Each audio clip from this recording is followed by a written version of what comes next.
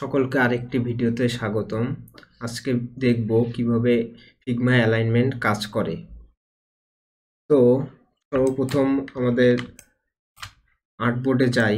তো এখানে অ্যালাইনমেন্টের জন্য সর্বপ্রথম আপনাদের অবজেক্ট রাখতে হবে। আমি এক্ষেত্রে শেপ নিচ্ছি।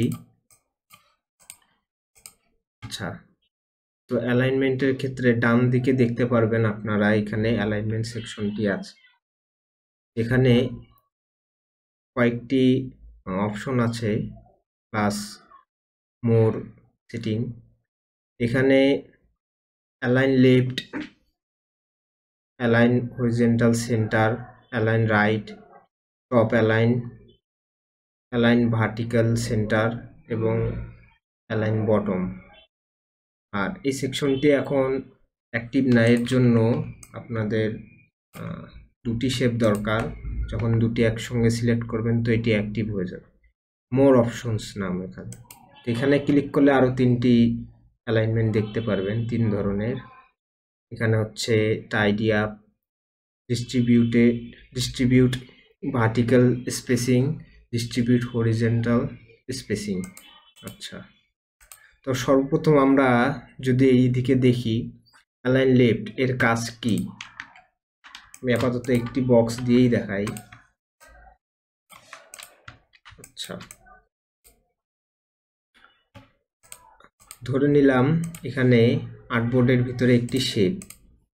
এখানে যদি লেফট অ্যালাইন লেফটে ক্লিক করি তাহলে এটি আর্টবোর্ডের একদম বাঁ দিকে অ্যালাইন হবে, এবং যদি এটি হরিজন্টাল সেন্টার অ্যালাইনে ক্লিক করি তো এটি মাঝ বরাবর অ্যালাইন হবে। এটি একদম আর্টবোর্ডের মাঝ বরাবর অ্যালাইন হয়ে যাবে।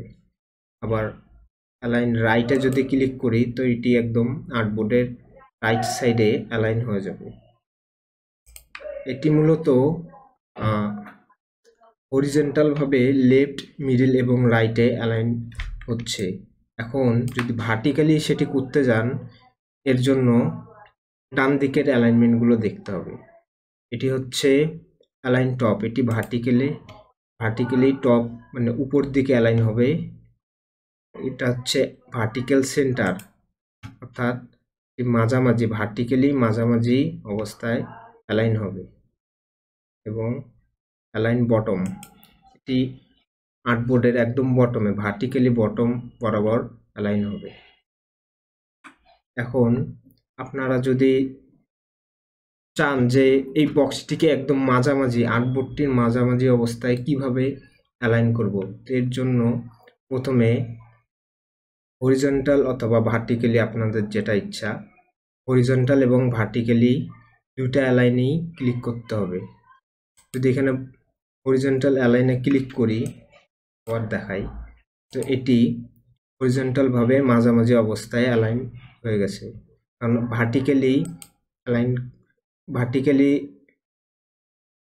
ভার্টিক্যাল সেন্টারে ক্লিক করলে এটি মাঝামাঝি অবস্থায় অ্যালাইন হয়ে যাবে। এভাবে আপনারা একটি শেপ বা যে কোনো কিছুকে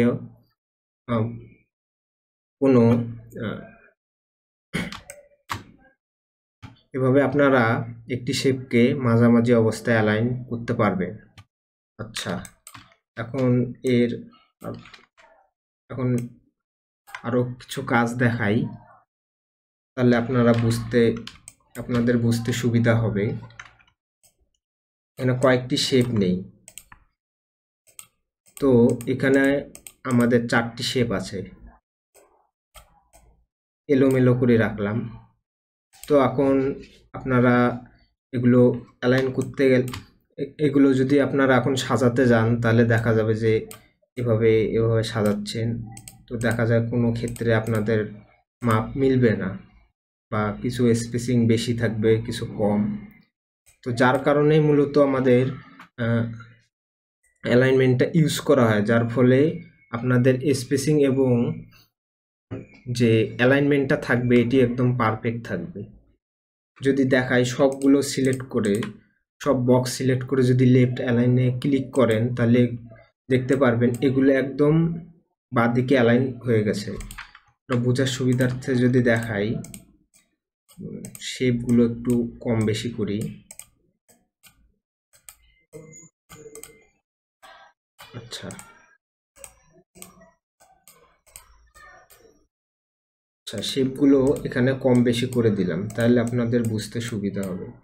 এখন যদি লেফট সাইডে অ্যালাইন করতে যাই, সবগুলো সিলেক্ট করে লেফট অ্যালাইনে ক্লিক করলে দেখতে পারবেন যে এগুলো একদম লেফট বাঁ দিকে অ্যালাইন হয়ে গেছে। এখন যদি রাইট অ্যালাইনে ক্লিক করেন, ঠিক এগুলো ডান দিকে অ্যালাইন হয়ে যাবে। সেন্টারে ক্লিক করলে সেন্টার মাঝামাঝি অবস্থায় অ্যালাইন হয়ে যাবে। ঠিক তেমনি যদি এগুলোকে পাশাপাশি রাখি এভাবে, এখানে আপনারা সবগুলো সিলেক্ট করে টপ অ্যালাইনে যদি ক্লিক করেন তো এগুলো উপরে অ্যালাইন হয়ে যাবে। ঠিক বটম এবং সেন্টার এভাবে অ্যালাইন হয়ে যাবে।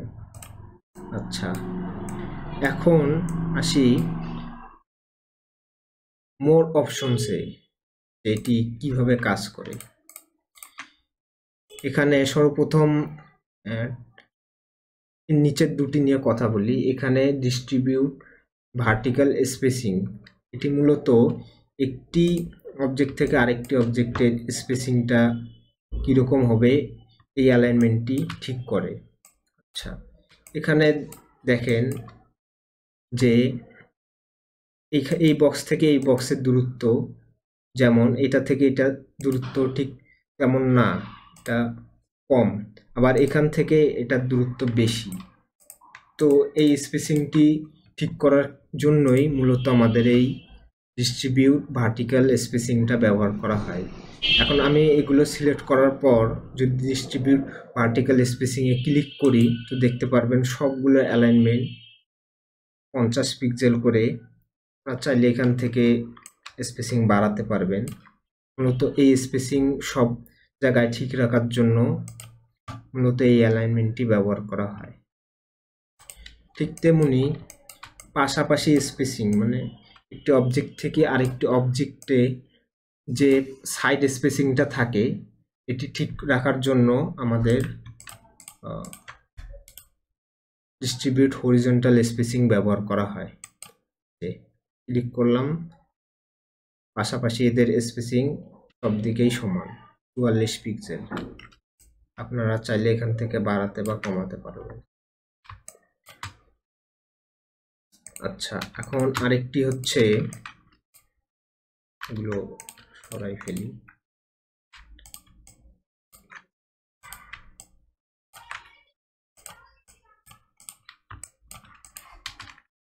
কয়েকটি বক্স করে নিই, তাহলে আপনারা বুঝতে পারবেন।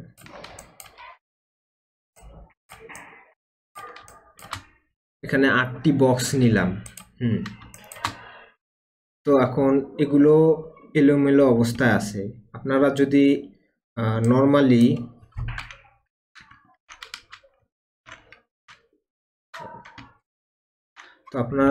নর্মালি এগুলো অ্যালাইনমেন্ট ইউজ করে সাজাতে যান, এভাবেও সাজাতে পারবেন। তো দেখা যায় যে এতে একটু সময় লাগে। তো এটি যেন একদম তাড়াতাড়ি কাজটা হয়ে যায়, তো এক্ষেত্রে আমরা এই টাইডি অ্যাপ এটি ইউজ করবো, এই অ্যালাইনমেন্টটি। তো এখানে যদি ক্লিক করেন দেখতে পারবেন যে, আচ্ছা আরেকবার ভালো করে দেখাই।